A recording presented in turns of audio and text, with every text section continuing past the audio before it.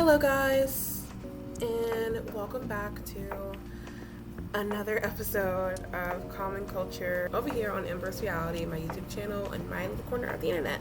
If you're new here, my name is Ember and this is my little corner of the internet. I do not try to talk about just random takes about the current trend, either have some personal connection to it or I have researched and educated myself for such a long time about it that I feel I can reasonably speak on it. And on Common Culture, I try my best to actually give an advice of what I think the culture can do to shift something. Today is going to be a different type of video for Common Culture. So if this is your first time, yay, you get to see something new for you, new for all of us, which is I am going to be talking about celebrity culture. It has been one that I've been meaning to talk about plenty of times because celebrity culture is definitely changing. It's become super weird just to see people go from creating a 15-second TikTok to literally being signed to make series with people and like legitimate deals. And it's been interesting, it's been wonderful at times, it's been a little like cringy at others, and it's been more like, ooh, we need to start thinking about how we're going to regulate this as a culture. And that last thing is what I'm going to talk about today. So what's making this a little different is I'm going to actually talk about this using a tier list. So a tier list, if you haven't heard of it, it's basically a way of ranking things, S being the best and F being the least. Also, it's going to be very often that they're probably going to interchange, but I'm going to go based off of what I believe their prime, not just who they are now or in the past, but truly what their prime was for, I feel like, media and culture that made them a celebrity. For my tier list, I'm going to just kind of shift that into a specific, like, this is what it means. And I'm not ranking these on what I feel like is valid. All forms of celebrityism is valid. I will talk more about that as we go into who I'm putting into these spots because it differs. I think that truly all these are valid, but not everybody within these are people we should be validly putting in these spots. So S is actually like super mega intergenerational, like celebrities where like whether you like them or not, multiple generations are going to know these people. A is going to represent talent and then more than personality. These are people who we know more for their talents and what they give more than their personalities. B class is actually going to be personality more than talent. D is going to be influencer, which I will say is not my favorite. D will be locality, stuff like drag queens. E will be 15 seconds made to 15 minutes. People who just went so viral that we can't forget them.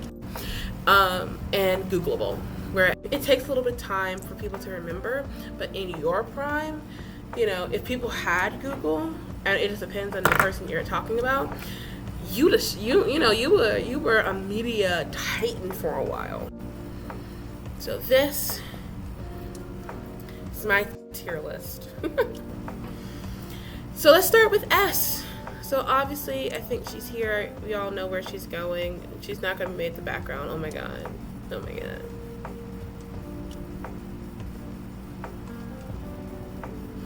Beyonce, whether you like it or not, is definitely S tier.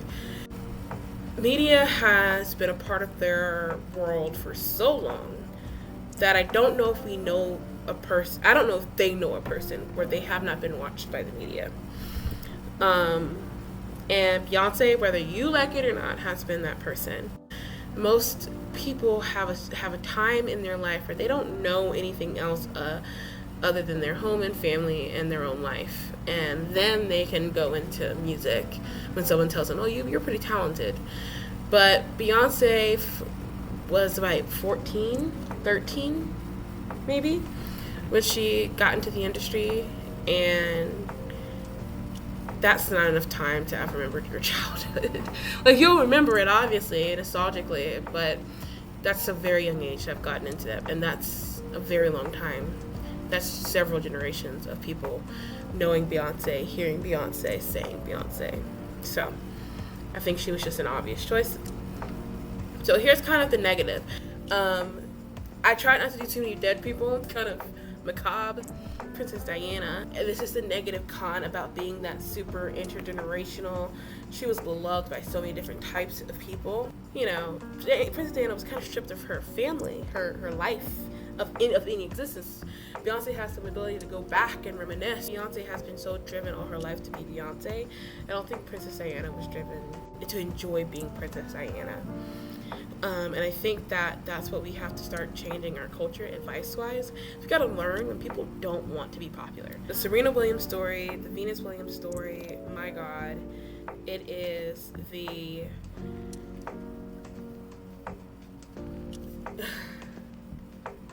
It is, to me, the blueprint of the Black American household and how much it's not perfect, but when it has a goal, we all have a goal that we want to meet. We all shared that moment in time where we went off to something positive. It wasn't trauma bonding. This was us going after a goal together as the family of Williams. And man, it's like, it was truly their purpose to make sure that her talent was seen before anything else. Like, yes, she was Serena and her personality definitely was on the court, but you can't think of Serena and not just think the definition of tennis. Period. She's now more getting into her personality and she's retiring from tennis. We're seeing it more, but in her prime, Serena was so well known for her fashion for sure, but definitely more about her tennis, right?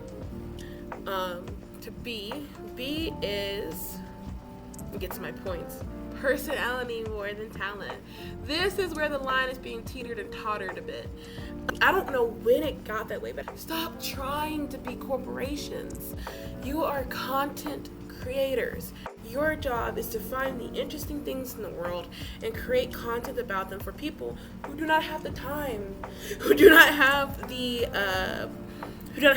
gumption and the get-go to formulate the links and the heights of things that he can do as Mr. Beast. And it's unfortunately all aimed at children, but the Mr. Beast brand has been solidified now by, he was on Food Wars. He has become a corporation, and I think the moment a content creator tries to become anything more than the sole proprietorship of its own content, and tries to go and become a corporation that manages more than what it takes to create their content, or if their content is based around things that, in this case with Mr. Beast, is literally dangling money over people and saying do things. No, let's not support content creators who are just dangling money in front of humans. I just don't like them. I know there's definitely a subset of people who are entertained by Mr. Beast videos. And I know there's probably a subset of influencers or creator contents who probably think Mr. Beast is a pretty darn chill guy. But I do not want to influence the culture by saying I support Mr. Beast videos, but I don't think that's true. I think, again, when I said reality TV, I don't enjoy TV where it's just based on their personality and you're fighting people, you're getting paid for it. I like there to be some talent behind it, some skill behind it, and oftentimes you're just making people cut. You're literally like squid gaming people. It's literally just Squid Games. And now we're surprised that there's chaos behind it. It's like, no duh. Mr. Beast is still Mr. Beast. So yeah. Now again, I'm gonna put someone here. Before I start and before I move forward, I'm sure there are still plenty of negative things I could say about Markiplier. More known for his personality than he's known for his per se talents. However, this is why he's here for me, because he's the perfected version of this, where he has just continued to perfect talents as he's grown a platform on his personality. People want to support him because they like Mark, but then he has also just gotten really talented at certain things, video editing, video skills. There's still some, of course there's still things I could, we could critique him on his lack of responsibility for more social things. However, if we're going to ask for a good, blank slate, who is a good, copy paste, a bare minimum, how you should do a channel, which is a mixture of personalities so people want to support you, but like, let's hope you're getting talented at something. Like, even if it's being more talented at hosting or being more talented at comedy. And my personality, Markiplier, isn't just even Mark. To me, there's so many side characters that kind of come into his whole show that make it's like a Family Guy episode. Like, he is the main character. His brand is filled with people like Bob and Mice Skirm and Lord Minion 777. People like Ethan and Tyler. People who they have not reached this level of success, but if we just have to be honest that there are certain things that like Mark is known for, like Una's Honest. Can we say that name? Without some of his other personalities there, his other friends there. So I think that's also how it should be. But yeah, he is a more positive version of if you're going to be a content creator, as I am trying to be, to a degree. That was right. That tells you how much I don't like them. I don't think I want to put anyone on blast, because my point in this is not to blame or shame anybody. It's to make honest critiques and about how I truly advise us to move forward as a culture in the future. And I just want to say in general, if you're going to be an influencer, it should be as authentic and natural to you as a person as possible, in my opinion, for it to be quality and something worth supporting. I think anyone who is using deceptive tactics to influence people naturally lower the quality of their brand and cheapens themselves. And if you're okay with that, have at it. A lot of the ones that's going to pull up, a lot of people was going to pull up. It was for their own stuff, where I'm like, your stuff ain't that good, but bro, that's even worse. It's just, okay, we're gonna keep going. D, locality. Big plug. I think drag queens are the biggest proprietors of this scene, but of course it also goes to local and live musicians. And I personally think this is the one where I'm like, yes, I put it low, just because the media doesn't give it enough attention. But I do think it is a huge stake and also a huge push to the culture is to go back to indie music, go back to listening to live bands, go back to listening to local artists, including drag queens, including ones like Roxy Hard Candy. They, to me, are the pinnacle of celebrity, because they are who, to me, influence most. And I think local drag queens who have created themselves a space are really good at moving others to come and do things with them. And that's obviously why they're such a staple of our history. I'm not going to comment too much, even though have been a drag performer. I still do perform in drag shows from time to time. About the negatives, I feel like there are plenty of drag queens. Please go watch them. Please go watch drag content creators on here that talk about some of the difficulties of drag. So just to leave it there.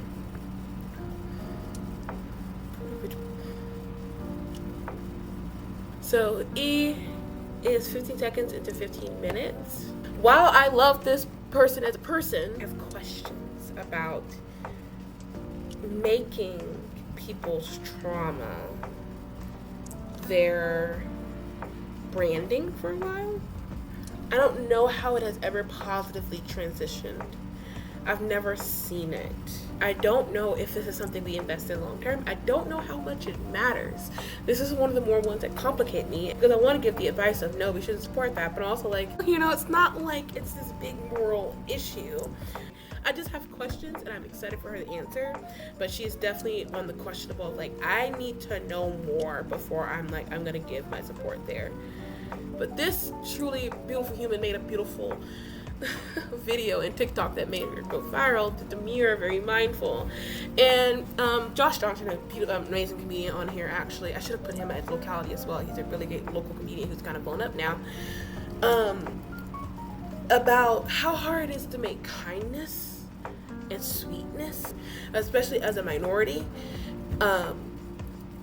It's hard to go viral for positive things. So I'm actually just happy that we have some representation of like positive and light and sweet and kindness. And I want, again, to support more of that, because again, it's just more of a slogan, more of a saying. Coming up with slogans is quite literally someone's job somewhere. So I think Risa Tisa for sure deserves some success of some kind. And if she can continue to create fun, uplifting, kind, demure, mindful content, if she can continue to make that her brand, I think she's going to actually have she might move up into content creator level if she really wanted to, if she really puts her mind to it. Last but not least, Googleable. So again, I don't really have anyone. I wanted to say this. I think we have to continue to do our research into history of people who are not heard of or listened to. I love how many musicians are bringing out older musicians whose name we may not know, but somehow songs we've always heard. I think we have to do that more. I think we have to do that more intentionally, because there are plenty of amazing content creators, artists, drag queens, singers that deserve to be heard in this world and are not getting that per se. Well, that does it for another video for Common Culture for Ember's Reality on my little corner of the internet. I hope that you guys enjoyed this, and I hope that you guys have your own takes about celebrityism and what we can give and take from this culture to make it a little bit more reasonable for, you know, the reality situation. Having someone love your music or your artistry or whatever, your talents, has to be such a great feeling. We have to start thinking about the mental health of these people and also the mental health of ourselves, to put someone on an idol pedestal and pull them down just because they're different people than we are. We have to learn to not just separate art from artists, but also separate personality from artist and from the art, and realize that some people are never too talented to forget what they have done, maybe socially. But also that we have to remember the people who came before us are Googleables. And keep listening to more live and local things, because I do believe that that is where magic happens, and it's always awesome to find people, you know, maybe before they move up to different tiers. I hope you enjoyed this. If so, give it a thumbs up. If you want to know when the next video is going to come out, subscribe and hit that notification bell. And I will see you guys next time. And as I always say, may my faith be enough for us both. Bye.